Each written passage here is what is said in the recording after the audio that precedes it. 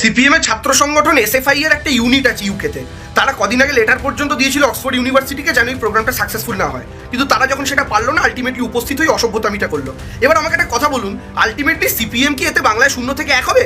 হবে না। বাংলার মানুষের কাছে সিপিএম আরো ঘৃণার নজরে তাদেরকে দেখা হবে। আমি সদরূপের কাছে টাটার যে কগনিজেন্টের পরিসংখ্যান ওখানে দিচ্ছেন মমতা বন্দ্যোপাধ্যায়। কগনিজেন্ট পশ্চিমবাংলায় কাজ শুরু করেছে 1996 সালে।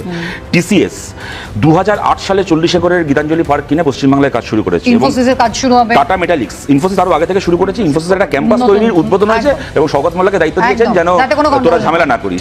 হ্যাঁ, এবার আমি আপনাকে বলে নিয়ে করে টাটা মেটালিক্স ইন খড়গপুর, যেটার কথা উনি বলেছেন, 1990 সালে ওটা অপারেশন শুরু করেছে। লন্ডনে দাঁড়িয়ে ওগুলোকে নিজের শিল্প বলে চালাচ্ছেন। দ্বিতীয় কথা আমি আপনাকে বলছি, আমার অন্যভাবে নেবেন না কথাটা, যে দেবাংশুকে দেখছিলাম যে বলছি এর থেকে কি বামফ্রন্ট কি 0 থেকে সিপিএম 0 থেকে 1 হবে। সিপিএম 0 থেকে 1 হবে কিনা প্রশ্ন না, প্রশ্নটা হচ্ছে অভয়া কি বিচার পাবে?